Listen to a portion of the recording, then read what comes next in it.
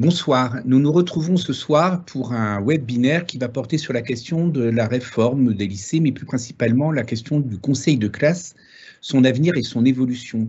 Alors déjà, avant de commencer, on peut se poser une question, pourquoi un webinaire sur le conseil de classe?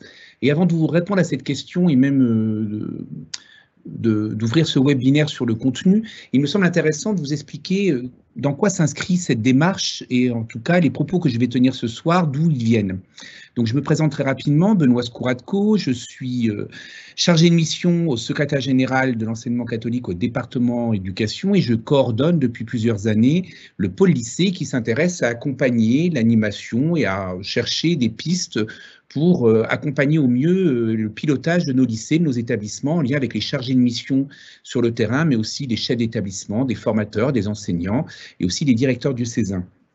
Alors, notre réflexion, elle n'est pas née d'un seul jour. Depuis qu'il y a eu la réforme du lycée, sa mise en place, nous avons participé à la consultation au niveau du ministère, mais nous avons aussi cherché à trouver des pistes, à identifier des chantiers qui nous semblaient primordiaux, à accompagner, mais aussi à pouvoir travailler en lien avec le texte officiel, mais aussi le projet de l'enseignement catholique.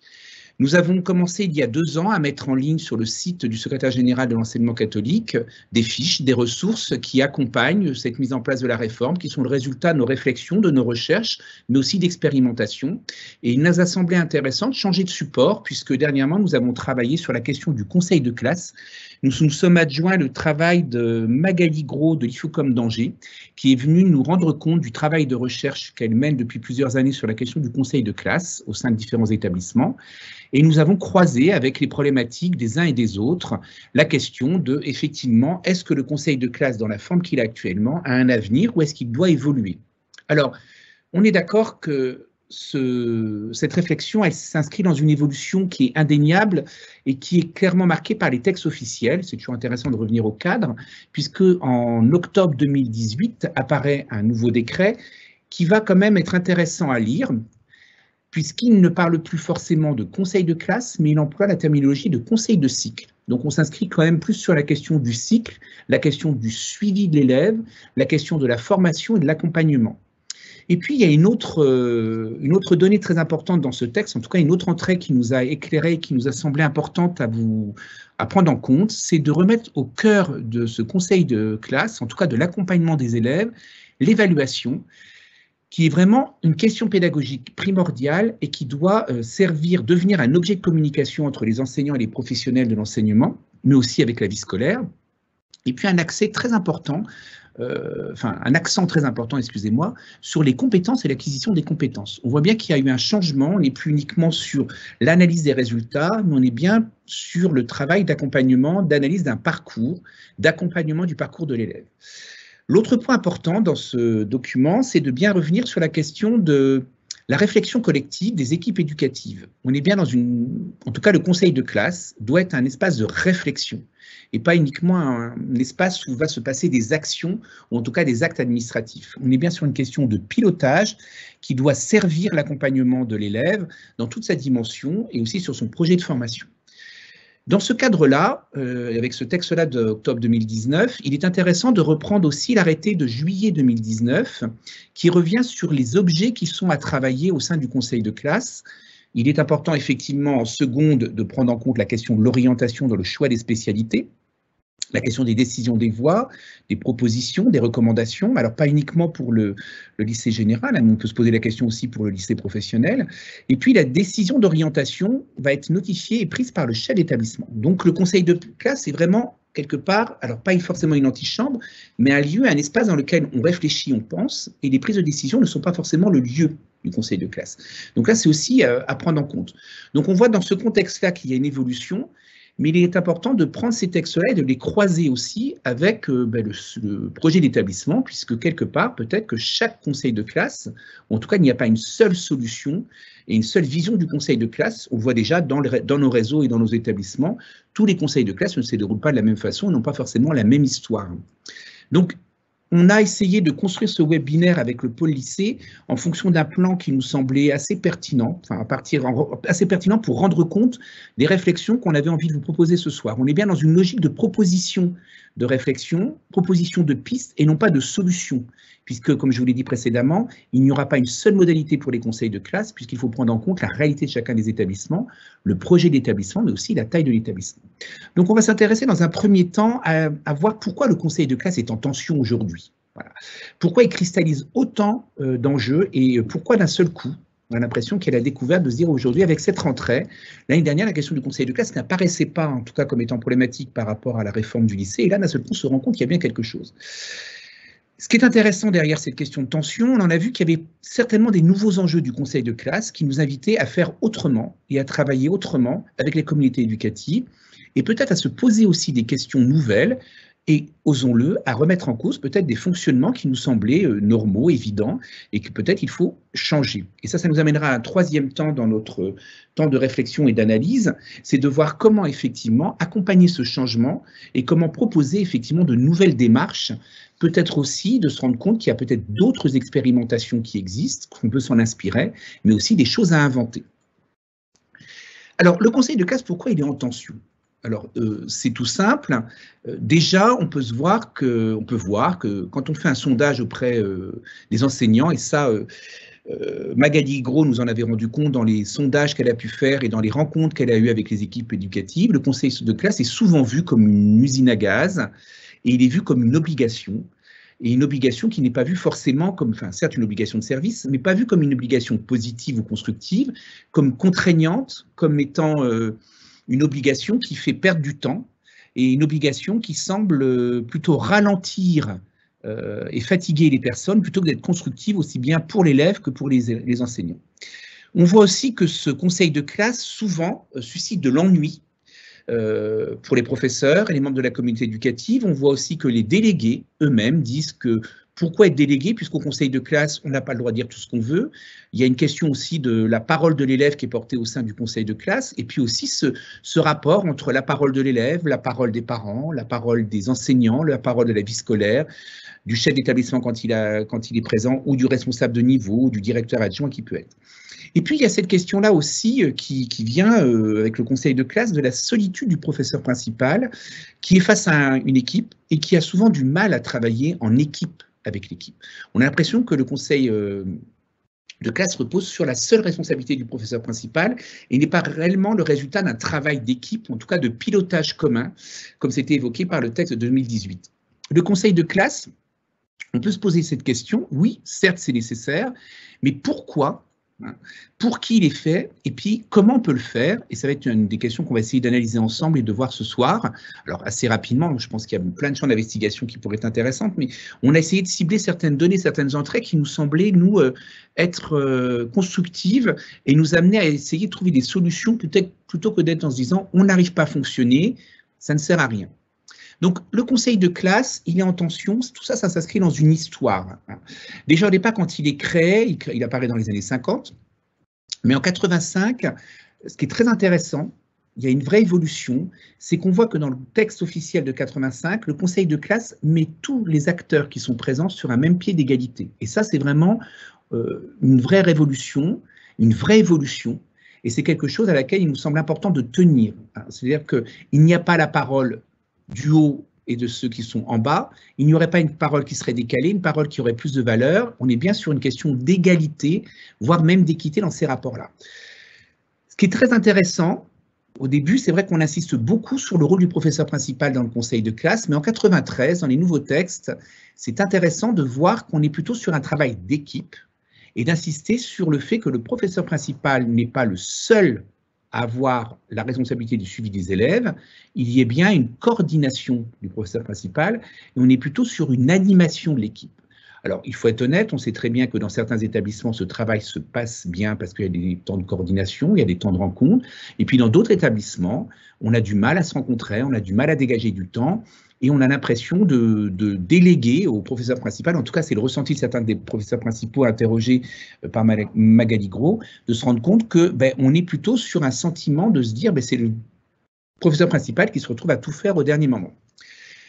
En 98, ça va être intéressant puisqu'on va insister, alors déjà on dit qu'au début on met en 89, en 85 on met tous les acteurs sur le même pied d'égalité.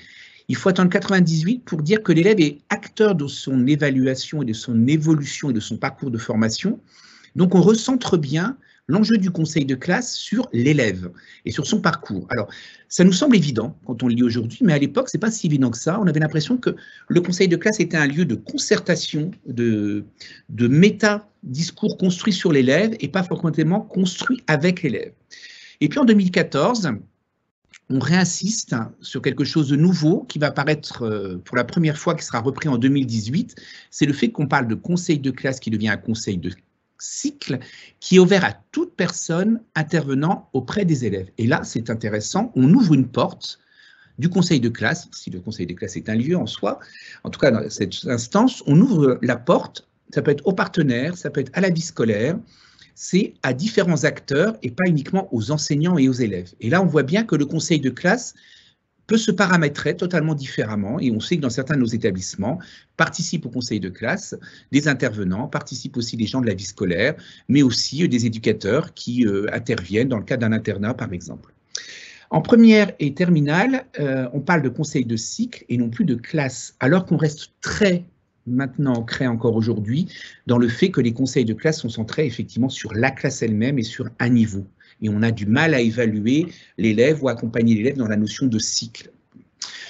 Ce qui est très intéressant aussi, c'est d'insister et de revenir sur le fait que le conseil de classe doit amener à une concertation pédagogique. Et on a souvent l'impression quand même que dans les conseils de classe, nous sommes sur un peu la tranche napolitaine, une addition d'avis, hein, qu'on essaye de compiler ou on essaye de trouver un dénominateur commun, mais on n'a pas toujours l'impression de se rendre compte qu'il y a vraiment un échange qui amène effectivement dans concertation avec, hein, on est bien avec sur le préfixe avec, hein, c'est de construire ensemble quelque chose. Voilà. Donc comme je disais tout à l'heure, en 2019, le mot pilotage va remplacer coordonne, c'est quand même très important. On ouvre aux parents, on ouvre aussi l'importance sur les compétences transversales, sur les compétences hors scolaires, et l'idée quand même qui est très importante dans le texte de 2018, c'est de se rendre compte que tout est possible, en tout cas dans l'organisation du conseil de classe, et qu'il y a une grande souplesse dans l'animation, le fonctionnement du conseil de classe. Et on a l'impression que ce tout est possible, qui est vraiment dans le texte, aujourd'hui, n'est pas tellement exploré, puisqu'on a l'impression que le conseil de classe se répète régulièrement sur le même format, et n'investit pas réellement cet espace de liberté qui existe quand même très fortement pour nos établissements et qu'il faudrait peut-être que l'on prenne à bras-le-corps. C'est un peu cette question, on pourrait se dire, une des problématiques, c'est comment réenchanter quelque part le conseil de classe aujourd'hui et ne pas toujours répéter un modèle qui peut être déprimant pour tout le monde et comme étant une corvée, comme le disent certains enseignants. Ce qui est important aussi, c'est de se rendre compte que le conseil de classe, en tout cas dans les textes, aujourd'hui devrait moins s'attacher, et même dans la réalité, s'attacher aux seuls résultats, aux notes, mais à bien la logique de compétences. Et l'idée, c'est de se dire en quoi le conseil de classe pourrait être un support d'aide pour l'élève, mais aussi pour l'enseignant. Comment on peut y collecter des données, des informations qui permettent de travailler ensemble le mieux possible pour mieux vivre ensemble, à la fois certes ce qui se passe en conseil de classe, mais aussi ce qui se passe dans le temps d'un parcours de l'élève, mais aussi en classe. Autre point important, on est d'accord que ce conseil de classe, il s'inscrit dans un lycée qui est totalement en refondation, qui est en révolution, on pourrait dire. Il y a un vrai changement qu'on ne mesure pas complètement encore aujourd'hui, puisqu'on a l'impression qu'on découvre au fur et à mesure les impacts de la réforme du lycée. Mais il y a vraiment un vrai changement. On peut voir avec le projet de 2030, avec les compétences pour le nouveau millénaire. L'idée aussi, c'est de se rendre compte qu'on est dans un système éducatif qui est en pleine mutation, qui est en plein changement. On s'en est rendu compte avec la réforme du lycée, on s'en rend compte aujourd'hui avec la réforme on s'en est rendu compte avec la réforme du collège, et puis maintenant aujourd'hui avec la réforme du lycée. Et on a l'impression qu'on doit tenir à la fois du nouveau et de l'ancien, et on a souvent du mal, c'est même pas que le conseil de classe qui est en tension, on a l'impression que le lycée lui-même, en tout cas que l'institution est en tension, et qu'elle essaye sans cesse de trouver des nouvelles voies, mais elle se tient quand même toujours à des anciens fonctionnements, et on a l'impression que le fonctionnement d'un conseil de classe par trimestre reste une obligation, dans sa forme qu'on a actuellement, d'une heure classée en fin de journée, mise sur des heures souvent où tout le monde est fatigué, dans une période où c'est difficile de pouvoir travailler, et on a du mal des fois à proposer de nouvelles formes et à aller un peu plus loin. Le conseil de classe, l'idée, ce n'est pas forcément de changer le contenu du conseil de classe, c'est plutôt de se dire comment on peut travailler autrement, comment on peut impulser de nouvelles dynamiques et comment on peut peut-être se former à travailler autrement. Et la question du conseil de classe, il faut être honnête, pose aussi la question du travail en équipe dans nos établissements et la difficulté qu'on a de dégager du temps pour travailler en équipe, certes, mais aussi pour apprendre à travailler en équipe et à pouvoir être dans des regards croisés qui soient bienveillants, ça on l'est souvent, mais qui soient aussi pertinents et efficaces d'un point de vue professionnel et que le conseil de classe devienne un lieu d'actes professionnels, de gestes professionnels et pas forcément d'addition de propos qui sont tenus souvent sans réelle concertation, sans être vraiment affinés. Voilà. La question, c'est comment on peut travailler sur une situation et comment le conseil de classe deviendrait vraiment un lieu de travail et non plus simplement d'addition d'avis. La question aussi qui se pose, c'est qu'aujourd'hui, au lycée, on parle beaucoup de compétences transversales, par exemple la question de l'oral, qui va prendre une place importante avec le grand oral. Comment on peut la travailler au conseil de classe? Comment on peut l'accompagner? Et comment on peut faire en sorte pour avancer au mieux possible pour les élèves? Et puis la question aussi, c'est sa question du projet de l'élève. Comment aujourd'hui on accompagne réellement au conseil de classe le projet d'orientation de l'élève et on n'est pas là pour sanctionner un projet, mais bien pour accompagner, même s'il y a une question dans le choix des spécialités, on s'en est rendu compte, comment on peut accompagner le discernement de l'élève pour qu'il soit amené à faire un choix, peut-être des compromis à un moment donné, ou peut-être des aménagements dans ses choix afin de pouvoir être le plus en cohésion possible et en cohérence possible avec son propre parcours et ses compétences. L'idée aussi, on se rend compte qu'on a des usages qui sont des fois enfermants et qui nous bloquent et qui font qu'on a du mal à inventer de nouvelles perspectives ou de nouvelles façons de voir et de travailler. Alors, un autre point aussi qui est très important sur la question du conseil de classe, c'est que ça devrait être un espace, en tout cas, d'expérimentation ou de vie de la démocratie participative. Et souvent, on se rend compte qu'il y a quand même une hiérarchie très présente. On a, ça se dit ou ça ne se dit pas au conseil de classe, même dans la façon qu'on a de préparer le conseil de classe, on voit la difficulté que l'on a à pouvoir créer un vrai dialogue où la parole de chacun, que ce soit les enseignants, que ce soit les acteurs de la communauté éducative, autres que les enseignants, mais aussi les élèves, pour que la parole de chacun puisse avoir sa place. Donc l'idée, c'est de se dire, peut-être, des conseils, quand on essaye des conseils pour travailler la révolution du conseil, mais en tout cas, une des logiques dans laquelle on devrait s'inscrire, c'est comment faire de nos conseils de classe une expérience de démocratie et non pas une expérience de décisions qui peuvent être descendantes. Alors, pour pouvoir avancer, c'est de se dire, plutôt que d'être dans la désolation, se dire, c'est peut-être une chance. Ces conseils de classe qui nous posent question aujourd'hui, et cette question de la réforme du lycée, c'est peut-être une façon de pouvoir retravailler et revisiter nos conseils de classe afin de faire autrement. Donc la question, elle est de peut-être revenir au sens du conseil de classe, à ses origines, ce que j'ai évoqué tout à l'heure, l'accompagnement du parcours de l'élève, la question de la concertation, du travail en équipe, le croisement des regards et le croisement des paroles, mais l'idée de se dire à quoi réellement ça sert. Voilà. Et peut-être se questionner et questionner nos pratiques avant de se dire c'est pas possible de fonctionner aujourd'hui avec la question des spécialités et l'éclatement des groupes classes. Une autre entrée qui semble intéressante, c'est de croiser le travail et la réflexion du conseil de classe avec les 4 engagements de l'enseignement catholique dans le document du CNEC qui a été voté en juillet dernier, sur la question de l'hospitalité, l'explicitation, la participation de tous et le décloisonnement. Comment faire du conseil de classe un lieu où chacun puisse avoir sa place, la question de l'hospitalité, un lieu où chacun puisse dire les choses et donner à voir et à entendre, l'explicitation, participation de tous, que chacun puisse avoir sa place, sa parole et soit respecté, mais aussi contribue au bien commun et à l'avancée commune. Et puis l'idée du décloisonnement, que l'on n'enferme pas la responsabilité du conseil de classe au seul professeur principal, voilà, ou que l'animation n'incombe pas forcément au seul professeur principal. Mais ça peut être aussi une autre façon de fonctionner, une autre façon de travailler. Une autre entrée importante je ne vais pas revenir dessus, c'est la question du travail en équipe. Mais ce qui me semble intéressant, et ce qui nous a semblé intéressant quand on a travaillé au pôle lycée, qu'on a réfléchi à ce webinaire, c'est de se dire comment faire du conseil de classe une organisation apprenante et non pas simplement une caisse enregistreuse d'observation et qui permette vraiment de pouvoir être un lieu où on apprenne quelque chose qui soit constructif pour les enseignants, pour les parents, pour la vie scolaire, pour l'établissement et pour l'élève.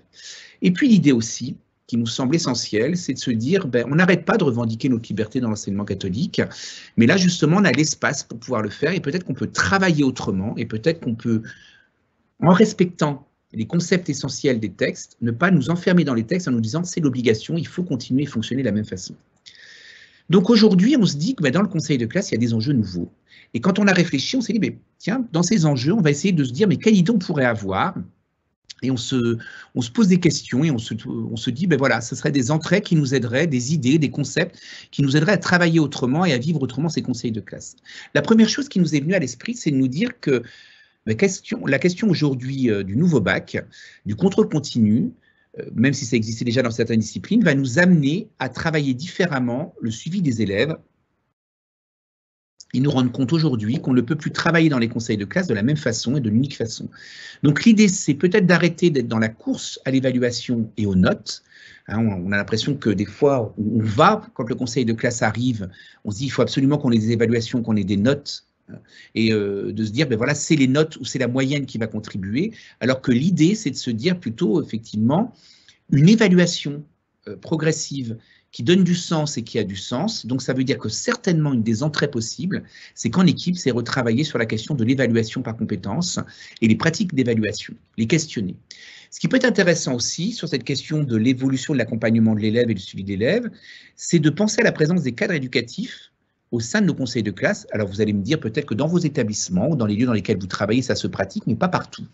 Alors que cet intérêt d'avoir le cadre éducatif ou les cadres éducatifs, c'est d'avoir un regard différent sur l'élève et aussi d'avoir des données qu'on n'aurait pas forcément. Voilà. Sur l'explication des absentéismes, par exemple, ou simplement sur le comportement de l'élève au sein de la vie scolaire, sur son engagement.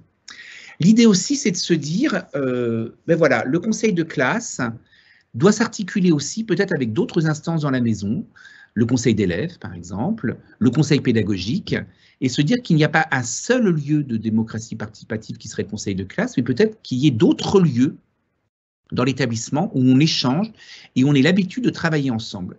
Peut-être que le conseil de classe cristallise beaucoup de difficultés parce que dans nos établissements, on a du mal à se mettre autour d'une table, à prendre le temps de se poser et de prendre du temps. Voilà, et de se poser la question, quel champ d'application, quelle présence des enseignants, sur quel temps, comment on va travailler ensemble. Et on est d'accord qu'aujourd'hui, le conseil de classe, en classe de première en tout cas, est vraiment problématique puisqu'on a un éclatement du groupe classe, puisque avec les spécialités, les élèves ne sont pas forcément rattachés à l'ensemble du groupe classe sur l'ensemble de leur temps scolaire. Donc il y a vraiment un problème de voir comment, avec ces questions d'ESP, accompagner au mieux le suivi des élèves et se dire, ben, si on n'est que sur le tronc commun dans l'accompagnement du conseil de classe, et si on en oublie les spécialités, on va en oublier le projet de l'élève. Donc peut-être se poser la question en se disant que le conseil de classe, pourquoi pas, porterait plus prioritairement sur l'ESP ou l'aspect de l'élève, plutôt que de s'attacher uniquement aux résultats du tronc commun. Autre piste possible, on s'est posé cette question-là en se disant, si le groupe classe n'existe plus, ben, ça évolue forcément la question du professeur principal. Donc en établissement, il est nécessaire de se poser cette question. La mission du professeur principal a changé et on est plutôt peut-être presque sur un tuteur, un professeur référent, et en se disant, ben, même aujourd'hui, le nom est connoté puisqu'on dit principal de quoi? Principal, est-ce que c'est le plus important? Voilà, donc l'idée, c'est de se dire qu'il y a peut-être un référent qui aide la coordination, mais on sait que certains de nos établissements ont décidé de faire disparaître cette notion de professeur principal et parlent plutôt de professeur référent et même ont adjoint le travail de professeur référent dès la classe de première à 2 personnes et non pas à une seule personne. Il se peut aussi que le coordinateur, le référent, ne soit pas forcément une personne qui est des élèves en cours. On sait que certains de nos établissements travaillent déjà depuis de longues années sur un accompagnement de référents qui vont de la classe de seconde à la terminale avec les élèves, que ce soit en lycée général ou professionnel, où le professeur référent rencontre régulièrement dans l'année, sur des dates bien précises, un groupe de 20 élèves, souvent 2 enseignants, 20 élèves, et là on est sur plutôt un échange sur la vie scolaire, sur une analyse des résultats, sur un travail d'accompagnement, mais l'élève en tout cas n'a pas de rapport d'évaluation avec cet enseignant-là. L'idée c'est aussi de se dire comment on peut travailler dans cet accompagnement des conseils de classe en arrêtant de s'attacher aux seuls résultats de l'élève, et l'idée c'est de se dire, alors on a employé ce concept quand on a travaillé en pôle lycée, d'une vision hélicoptère. L'idée, c'est de se mettre en position, non pas au-dessus d'eux, mais l'idée d'être en position méta et de se dire, de prendre en compte à la fois le projet de l'élève, ses résultats, son parcours de formation personnelle, son histoire personnelle aussi par moment si c'est nécessaire, mais aussi la connaissance de son cursus et la connaissance des cursus et son projet de formation. L'idée, c'est effectivement de ne pas avoir un seul critère d'entrée pour accompagner le suivi de l'élève, mais bien d'avoir un travail qui permet de travailler une cristallisation des différentes entrées pour accompagner au mieux l'élève. L'idée aussi, c'est de se dire que le suivi d'un élève ne se fait pas sur une seule année quand on est au lycée. Hein. On est sur un cycle. Il y a le cycle terminal, mais il y a bien le cycle de penser qu'on est bien sur une articulation seconde, première, terminale, et ne pas forcément additionner ces 3 années les unes après les autres. On est bien dans une cohérence et ne pas oublier ce qui s'est fait avant et ne pas oublier ce qui viendra par la suite. L'autre idée qui nous a semblé intéressante, c'est de se dire, interrogeons les lieux et les temps pour la réunion. Comment est-ce qu'on travaille nos conseils de classe? Est-ce qu'on est obligé de le faire très rapidement le soir, où on déplace les tables parce qu'on fait ça en fin de journée, qu'on enchaîne rapidement les conseils de classe les uns par rapport aux autres? L'idée, c'est ne pas non plus déshabiller totalement les enseignants de leur mission, bien rester dans cette logique du suivi de l'élève, mais se dire concrètement quels sont les protocoles qu'on propose, quelles sont les meilleures conditions de travail qu'on propose pour que ces conseils de classe soient vécus de façon constructive et positive pour chacun. C'est-à-dire peut-être interroger nos modalités de travail, nos fonctionnements, mais aussi se dire qu'on n'a pas une seule façon de faire le conseil de classe. Une autre idée qui nous est venue, toujours dans cette logique du temps de réunion et du rapport au temps, c'est de se dire qu'on peut peut-être scinder le conseil de classe, qu'il y aurait un temps de conseil de classe qui serait sur le tronc commun avec le professeur principal. Voilà, on aurait une partie de l'équipe qui accompagne les élèves, et puis après, on aurait un conseil de classe avec les profs de spécialité. Voilà. Ça ne veut pas dire qu'on va dissocier les deux, mais l'idée, c'est peut-être de dire de différer et de prendre le temps de voir ce qui peut être des compétences transversales du parcours général de l'élève, le tronc commun, et puis voir au niveau des SP comment on peut accompagner au mieux l'élève. L'autre idée qui nous semblait intéressante à aborder dans cette logique, autre piste à explorer, puisqu'on est bien sur des pistes, c'est de se dire qu'on passerait plutôt d'un conseil de classe à un conseil d'élèves. Alors, ça paraît peut-être simplement une formulation de rhétorique, mais c'est important. L'idée quand même de cette réforme, c'est qu'elle nous amène à sortir de cette logique où on est dans une classe, où les élèves sont ensemble et on évalue l'élève par rapport à l'autre. On voit bien comment les élèves se classent eux-mêmes souvent.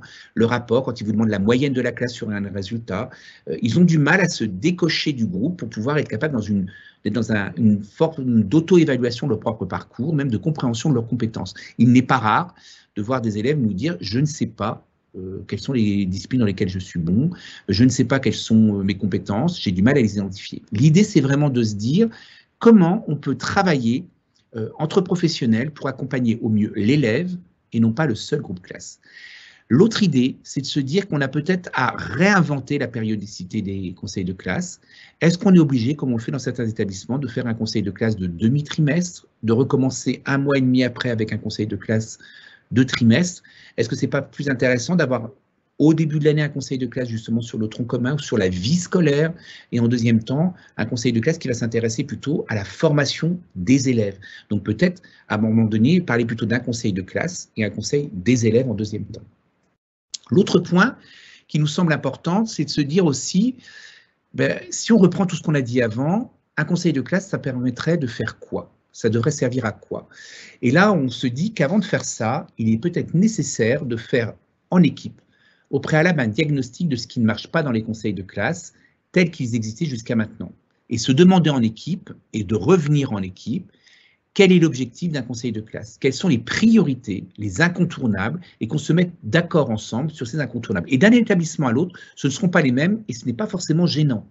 L'autre point aussi, c'est de se dire peut-être une autre question.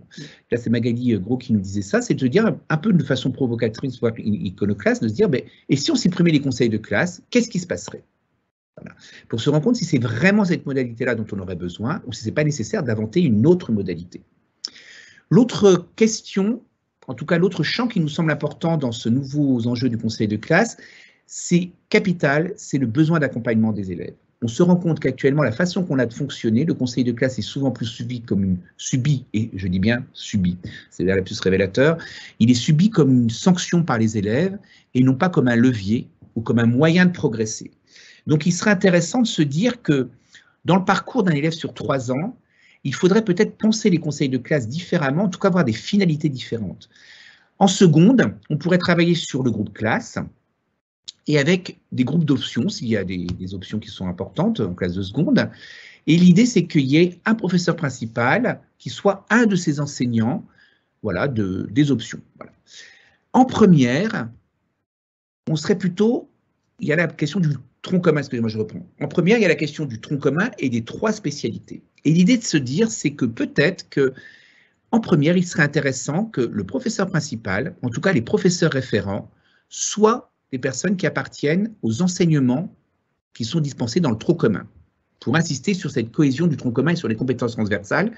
Et peut-être que sur les spécialités, on pourrait travailler différemment et le différer, puisque les élèves ont quand même un travail intéressant à faire.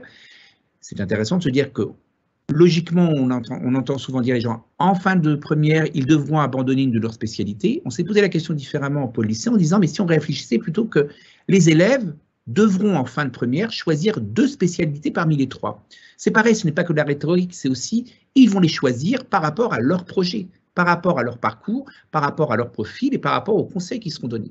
Donc on pourrait avoir ce travail-là qui se passerait, et l'éclairement du professeur qui serait sur le tronc commun permettrait qu'il n'y ait pas de parti pris sur les spécialités. Et en terminale, il serait intéressant que les 2 professeurs référents de chaque élève soient des enseignants qui soient sur les spécialités. C'est une proposition, mais l'idée c'est d'insister plutôt sur des protocoles en se disant qu'est-ce qui est essentiel pour accompagner au mieux les élèves et qu'est-ce qui est essentiel pour qu'on arrive à avancer afin que le conseil de classe ne soit pas un frein aux ambitions des jeunes, mais plutôt la possibilité d'une fenêtre ouverte leur permettant de réussir. Il y a une autre question, et qui a été posée de façon assez pertinente lorsqu'on a travaillé en pôle lycée avec les parents d'élèves, l'association des parents d'élèves, c'est de se dire, mais qu'est-ce qui se passerait si les parents d'élèves n'étaient plus au conseil de classe?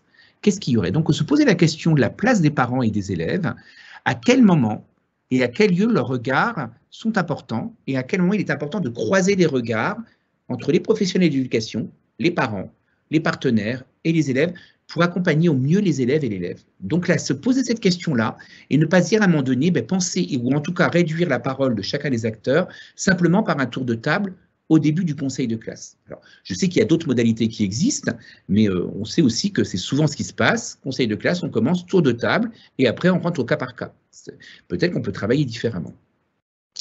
Donc, l'intérêt aussi de ces nouveaux enjeux du conseil de classe, alors intérêt où je dirais les choses essentielles à travailler et à ne pas masquer, c'est vrai qu'aujourd'hui, il y a, avec cette évolution de la classe de première, une perte de l'identité de classe. Actuellement, un professeur qui se trouve professeur principal en première, si l'établissement n'a pas forcément regroupé les élèves qui ont les mêmes spécialités dans la classe, on peut se retrouver avec des élèves qui vont avoir des spécialités qui peuvent varier entre 5, 6, 7, 8, 9, 10, ça peut changer, et en tout cas, ils n'ont pas les mêmes interlocuteurs, les mêmes enseignants. Donc d'ailleurs, même certains élèves ont du mal à se retrouver dans un groupe d'appartenance, c'est un vrai changement, parce qu'en classe de seconde, ils avaient encore l'habitude. Certains sont même tout seuls dans leur groupe de spécialité, de leur classe, de rattachement du tronc commun, ils se retrouvent tout seuls. Voilà.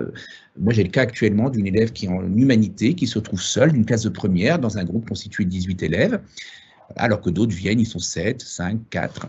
C'est le hasard des emplois du temps qui a contribué à cette solitude, entre guillemets. On pourrait se poser la question, est-ce que c'est vraiment un problème? Est-ce que c'est vraiment très problématique? Et quand on a réfléchi à ça, on s'est dit à un moment donné, mais pourquoi pas? Parce qu'en fin de compte, depuis la maternelle, depuis l'école primaire, ils sont effectivement sur cette logique de la classe, du groupe classe. Ils se sont construits effectivement en référence avec ce groupe classe. Des fois, ils ont même souffert de ce groupe classe, il faut être honnête, hein, le groupe classe peut être des fois lourd. Et là, c'est de se dire qu'à un moment donné, le fait de se retrouver dans des spécialités où ils ne sont pas forcément avec leurs camarades de classe, c'est se préparer aussi à l'enseignement supérieur et c'est se préparer à des paramètres différents au niveau de la semaine, des groupes dans lesquels ils vont travailler. C'est ne pas être toujours avec les mêmes et peut-être apprendre à vivre différemment avec les différents groupes et se poser la question de dire comment on peut travailler à un moment donné pour accompagner au mieux ces jeunes qui vont se retrouver dans ces groupes classes, enfin dans ces groupes de spécialités seuls.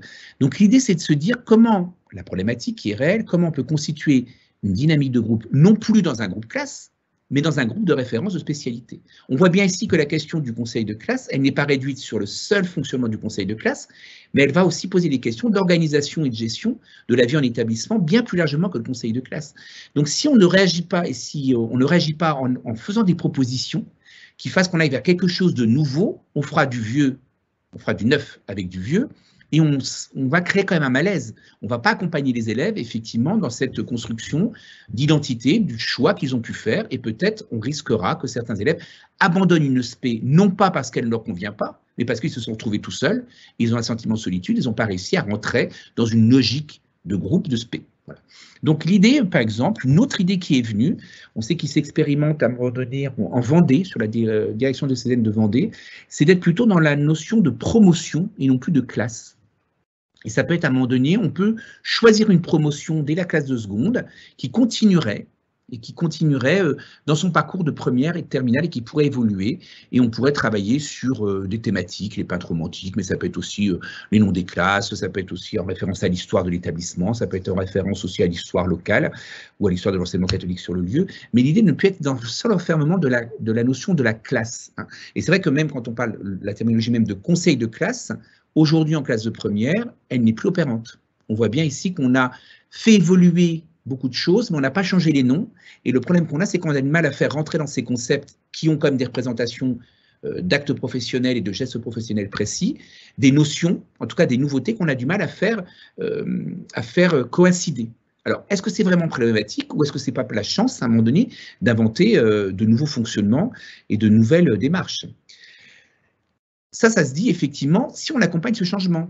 Si on laisse faire dans l'état des choses, on va arriver forcément à une situation de conflit, et c'est ce qu'on voit actuellement de ce qui est relayé par la presse, ou ce qui peut être relayé comme inquiétude par certains de nos enseignants, qui sont inquiets, qui se demandent comment ils vont faire. Alors moi-même, par exemple, je vous donne un exemple tout simple, je suis en classe de première actuellement, avec des groupes de spécialité, où j'ai des élèves qui viennent de 8 classes différentes. Donc, est-ce que ça veut dire que je vais devoir alors que je n'ai que 2 classes de première, être présent à 8 conseils de classe, avec ceux que j'ai en classe de seconde, en classe de terminale. Donc ça fait quasiment 12 conseils de classe, alors qu'en réalité, je n'ai que 5 classes, que 4 classes. Donc on voit bien ici qu'il y a un problème et qu'il y a quelque chose de tendu. On est bien sur cette question de tension.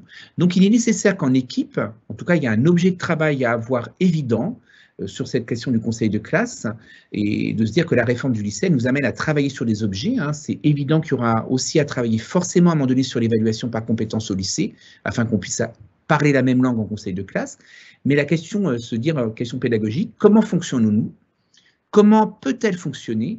Et comment est-il pertinent qu'elle puisse fonctionner afin que le conseil de classe soit possible? S'il n'y a pas de concertation, s'il n'y a pas de façon de travailler ensemble, on n'arrivera pas à avoir une cohérence au niveau du conseil de classe et on continuera à fonctionner comme on le fait jusqu'à maintenant. On peut être, comme je disais tout à l'heure, iconoclaste, un provocateur. On peut se dire que le conseil de classe a eu son temps de vie, il a existé dans les années 50, il n'a plus lieu d'être aujourd'hui, et peut-être qu'on peut se permettre aujourd'hui d'inventer une nouvelle terminologie et de travailler différemment. Vous verrez dans les exemples que je donnerai par la suite qu'il y a des établissements qui, aujourd'hui, inaugurent des fonctionnements totalement différents. On garde encore la terminologie conseil de classe parce que tout le monde a l'habitude, mais ils se disent que d'ici peut-être 1 an ou 2, il faudra changer et voir autrement les choses. Tout ça pour se dire comment on peut redonner du souffle au conseil de classe et comment on peut fonctionner différemment. Il est évident de réfléchir ensemble, en équipe de professeurs principaux, mais aussi en établissement, et peut-être en équipe et en conseil pédagogique, de voir comment on peut faire vivre les équipes éducatives et pédagogiques d'un niveau, afin de travailler vraiment ensemble. L'idée aussi, c'est de se dire, de faire comment le conseil de classe peut être un espace de travail, et non pas un espace d'ennui, et de voir un peu, quand même, le conseil de classe, non plus comme étant le constat qui arrive en fin de trimestre, mais plutôt quelque chose qui va travailler, certes, sur une question de bilan, mais aussi d'anticipation, d'accompagnement pour être le plus opérant. Est-ce que c'est intéressant de se rendre compte qu'un élève s'effondre à la fin d'un trimestre? Est-ce qu'il n'est pas nécessaire de le voir bien avant? Donc ça pose la question de comment suivons-nous nos élèves et comment les accompagnons-nous au mieux dans chacun de nos établissements. Et tout ça, ça nous amène à nous poser la question, à quoi sert réellement le conseil de classe? C'est un boucle qui se boucle un petit peu avec ce que je disais en début de mon intervention. Et puis on pourrait se dire à un moment donné, si on devait supprimer les conseils de classe, qu'est-ce qu'on ferait aujourd'hui et est-ce qu'on ne pourrait pas travailler autrement? Et peut-être qu'il y a d'autres modalités à inventer. Donc, une modalité intéressante qui est proposé par le collège Saint-Gabriel. C'est intéressant d'aller chercher aussi du côté des conseils, excusez-moi, du côté des collèges pour voir comment la réforme du collège a amené aussi à poser différemment et se poser différemment la question du conseil de classe et de voir comment on peut transformer les choses et travailler différemment. Donc le conseil de classe a été pensé en 2 temps. C'est expérimenté depuis la rentrée, donc ils essayent de voir comment ils vont travailler, comment ça va se travailler. Ça a demandé un travail d'équipe et de réflexion. C'est de se dire que les parents sont invités au conseil de mi-trimestre. Ils ne sont pas invités au conseil final. Les parents et les professeurs principaux travaillent avec leurs équipes. C'est une rencontre d'1 heure obligatoire, où là, on est plutôt sur le versant pédagogique, sur le versant éducatif. Et puis après, ce travail de concertation et d'échange, afin de permettre vraiment un vrai échange avec les parents d'élèves, qui ne sont pas forcément les parents des élèves concernés. C'était un choix de l'établissement et de l'association des parents d'élèves de dire on n'accompagne pas forcément nos enfants, on vient bien pour porter un regard de parents et en tout cas une parole de parents, on rend compte de la parole des parents des enfants qui sont accompagnés, mais nous ne sommes pas là pour nos enfants. Et l'idée, c'est de rencontrer le prof principal et les parents dans un 2e temps pour vraiment être sur un suivi pédagogique et rendre compte de ce suivi pédagogique. Et l'idée, c'était d'une réflexion en se disant comment la parole de chacun peut être juste à partir de la place de là où elle se dit, que chacun puisse rester à sa place, les professeurs en tant que professionnels, les parents en tant que parents. Voilà, donc 2 temps, expérimentation, une façon différente de travailler. L'autre point aussi possible, l'autre expérience possible, c'est celle de Sainte-Geneviève, petit lycée général et technologique du 6e arrondissement, qui a pensé les choses en 3 temps.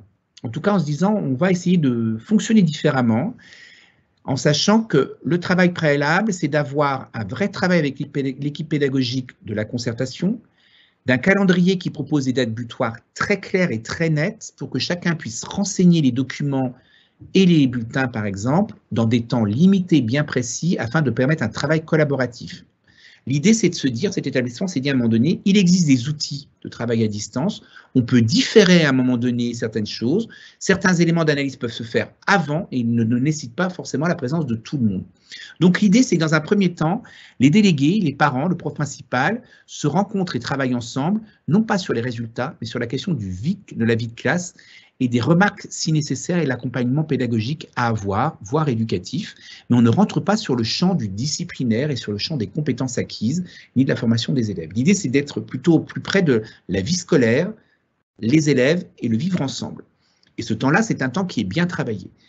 Le 2e temps, partie des bulletins qui est faite de façon informatisée, où chacun des enseignants travaille à renseigner au mieux les bulletins, avec des informations très précises qui ont été identifiées, en tout cas des modalités et des façons qui ont été travaillées. L'idée, c'est bien sûr de ne pas écrire uniquement bon trimestre, c'est d'avoir vraiment une évaluation qui soit la plus ciblée possible.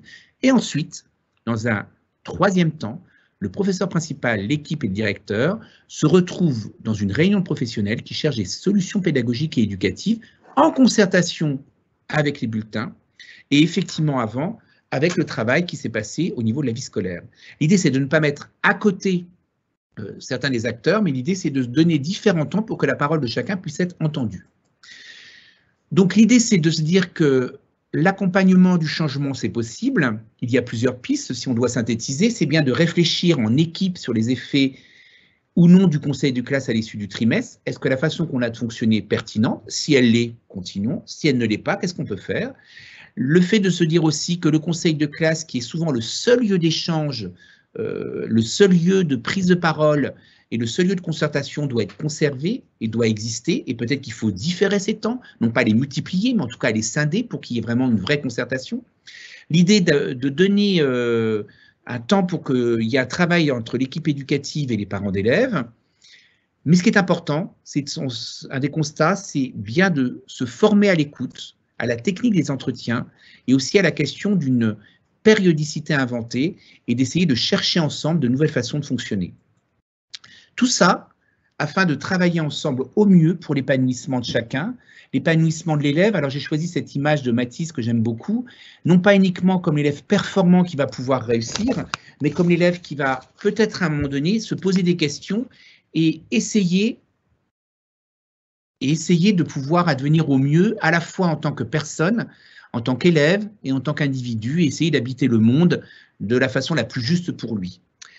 Alors, on arrive à l'issue de mon intervention. Et là, j'ai plusieurs questions qui m'arrivent, donc je vais essayer de les traiter et d'en prendre connaissance. Quand on me dit, faut-il envisager de faire séparément les conseils de classe et les conseils de spécialité? Alors, l'idée, c'est pas de faire séparément. L'idée, c'est de se dire à un moment donné, on ne parle plus de conseil de classe. L'idée, c'est peut-être de faire dans des temps différents un conseil. Alors, c'était une des propositions. Hein, un temps de conseil, en tout cas de concertation, de travail en équipe éducative sur un niveau, autour du tronc commun, et après un autre sur les spécialités. L'idée n'est pas de dissocier, mais simplement de prendre le temps de pouvoir se poser et d'avoir travaillé objet par objet. C'est une piste, c'est à expérimenter. Certains établissements le font actuellement, enfin, ont commencé à le faire, ou on pense à le faire, et ça va demander effectivement au professeur principal de travailler sur le lien. L'idée de la question de l'évolution du professeur principal, de son rôle, il est évident que cette évolution du conseil de classe, en tout cas cette évolution du nouveau lycée, va amener une révolution. C'est vrai que le rôle du professeur principal va vraiment évoluer. Alors, je ne dirais pas qu'il va évoluer. En fin de compte, si on réfléchit bien, je dirais qu'il va prendre pleinement sa vraie fonction. Il faut être honnête, tout ce que j'ai dit depuis le début n'est pas neuf. Il n'y a pas une vraie révolution en soi dans les propos qui ont été tenus. C'est qu'en fin de compte, la réforme du lycée fait qu'en fin de compte, le professeur principal va devenir réellement le pilote de l'équipe éducative et va devoir réellement travailler à créer du lien entre les différents acteurs, à croiser les regards et amener un travail. Donc ça veut dire que quelque part, il y a un travail à faire avec certains de nos professeurs principaux qui ont beaucoup de mal à être dans la concertation, le croisement et le travail en équipe. Je ne sais pas si j'ai vraiment répondu, mais ça me semble un enjeu. En tout cas, il y a certainement quelque chose à avoir. Formons nos enseignants pour qu'ils ne se trouvent pas débordés, mais qu'ils puissent avoir des outils. Ce que je disais tout à l'heure sur la question de l'écoute, sur la question des techniques d'entretien. Si on ne forme pas nos enseignants, ça n'apparaît pas d'un seul coup. L'idée, c'est de voir aussi à un moment donné, dans cette évolution-là, comment faire en sorte de ne pas démoraliser nos enseignants à être professeur principal ou tuteur. Eh bien, cette question, elle est fondamentale et elle est à prendre en compte par chacun des établissements. Qu'est-ce qu'on fait pour que la mission, elle ne perde pas de sens et qu'elle soit valorisée et qu'ils aient une place? Il me semble donc que si l'établissement ne prend pas le temps de pouvoir réfléchir à cet accompagnement des professeurs principaux, la façon qu'on a de leur donner du temps, de créer de l'espace, de la communication, comment ils travaillent avec les responsables de vie scolaire, comment ils travaillent avec l'équipe de direction. Là, effectivement, s'il n'y a pas cette réflexion-là, on voit, et on le voit très très bien, certains de nos établissements ont beaucoup de mal à recruter les professeurs principaux parce que c'est plus gratifiant. Donc c'est comment on le valorise, comment on leur donne de l'espace de créativité, comment on leur donne de la responsabilité et comment on prend en compte leurs paroles. Voilà.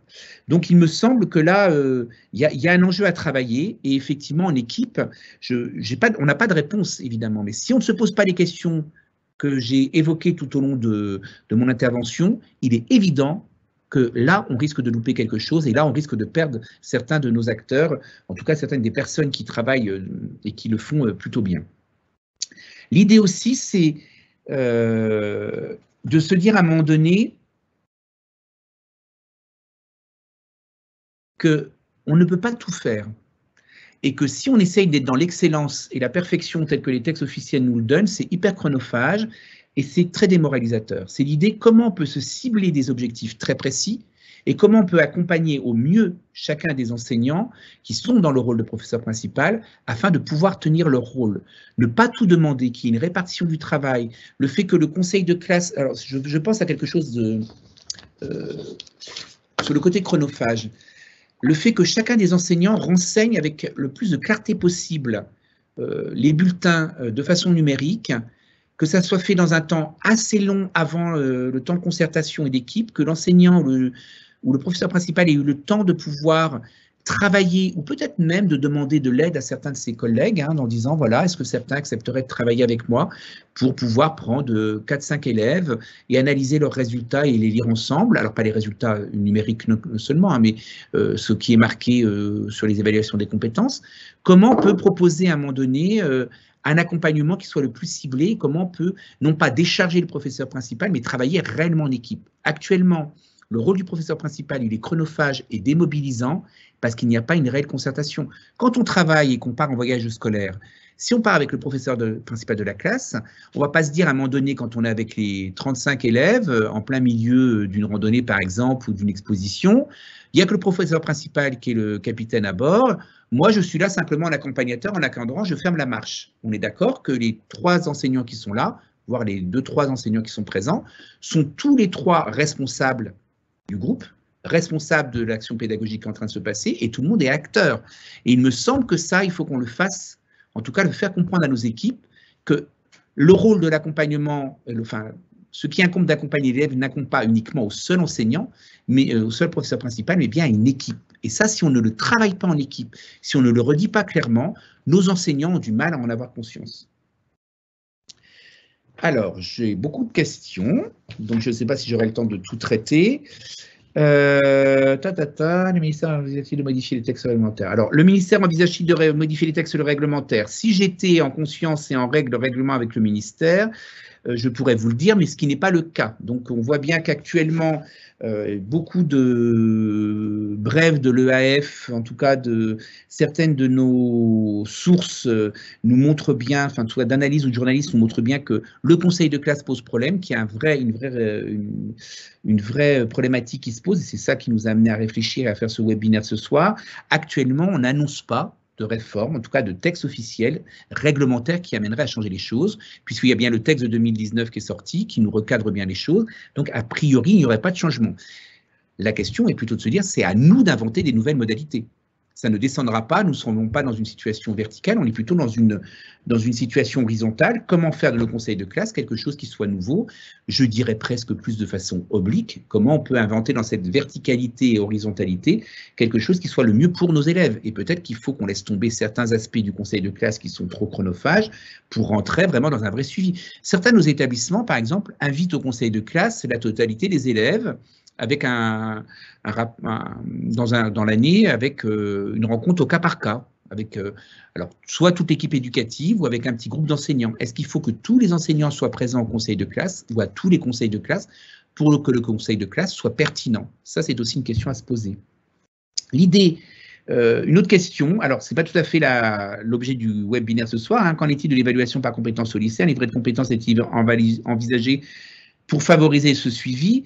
La question de l'évaluation, elle est au cœur de la réforme du lycée. Et on voit bien qu'aujourd'hui, la question que l'on a, qui est récurrente, enfin, c'est pas la question, je dirais une autre tension, et c'est un autre cas, hein, c'est que effectivement, au lycée, aujourd'hui, certaines des disciplines, en tout cas des pédagogies qui sont pratiquées, sont bien dans l'évaluation par compétences.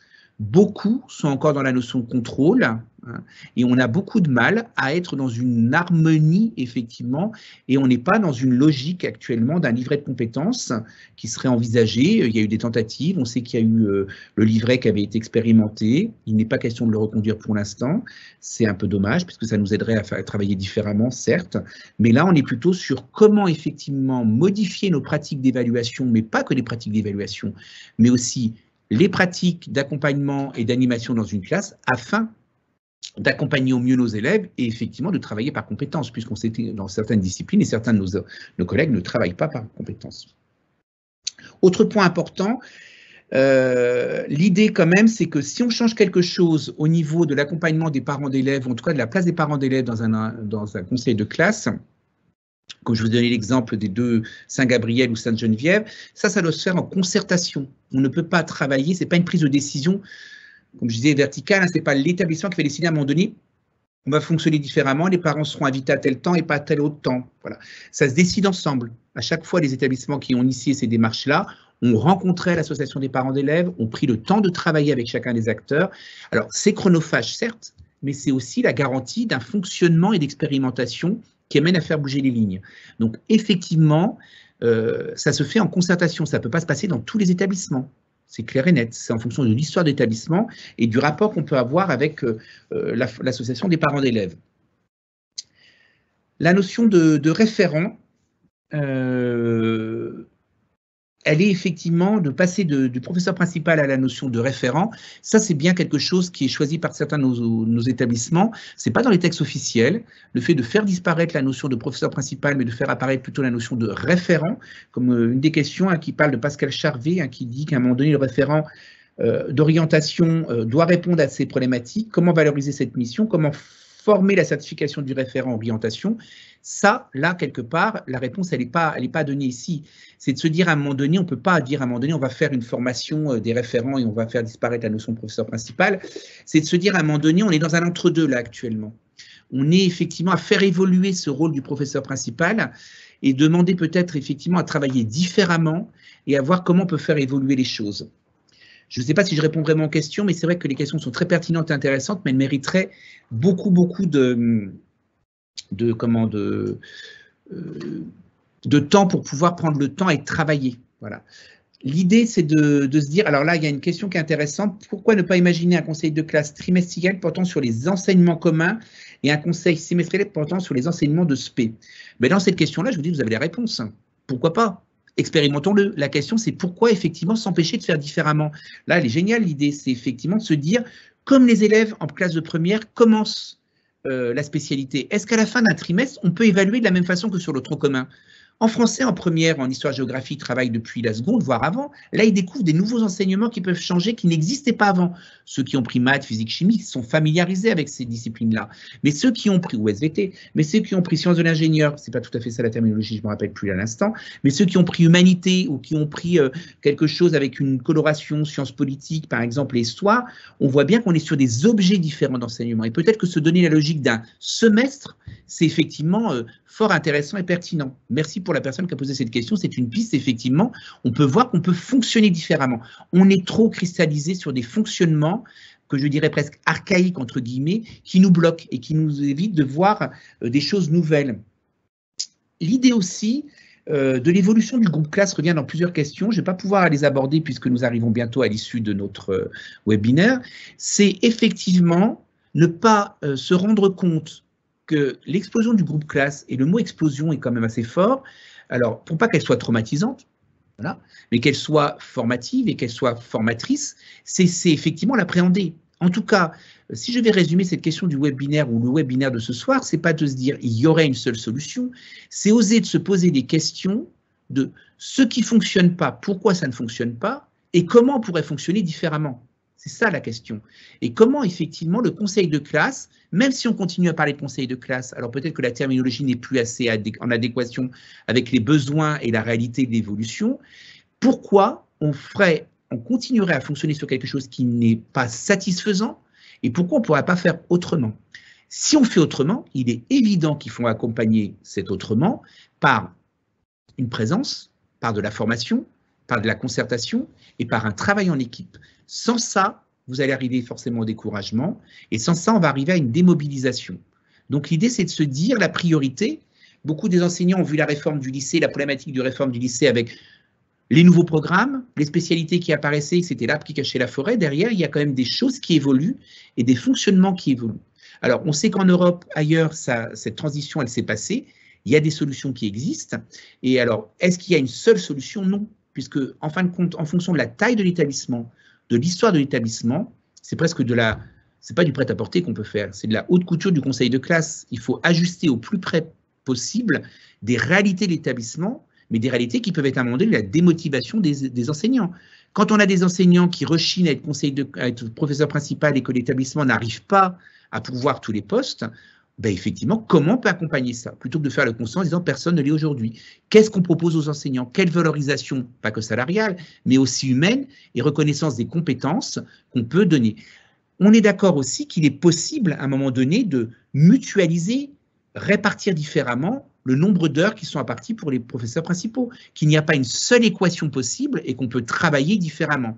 En fin de compte, si je dois conclure, alors que le sujet est passionnant et on pourrait en parler encore des heures, si on doit conclure là ce soir, c'est de se dire que qu'est-ce qui compte en priorité?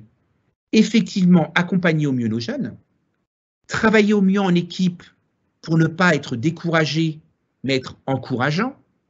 Et l'idée, comment on peut être dans une concertation pour être dans une construction d'un nouveau lycée qui ne soit pas uniquement la mise en place des textes officiels, mais la création d'un espace de liberté où chacun des acteurs puisse inventer, créer l'avenir, non pas que du seul conseil de classe, mais l'avenir d'un lycée qui nous rende fiers d'appartenir à ce lycée. Voilà, bah écoutez, je vous souhaite une bonne fin de journée. J'espère que ce webinaire a pu vous ouvrir des perspectives ou en tout cas peut-être à confirmer certaines de vos idées ou peut-être créer le débat.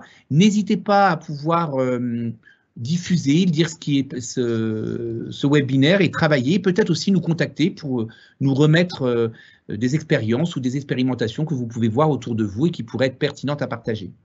Bonne fin de journée. Je vous souhaite une bonne soirée et à bientôt.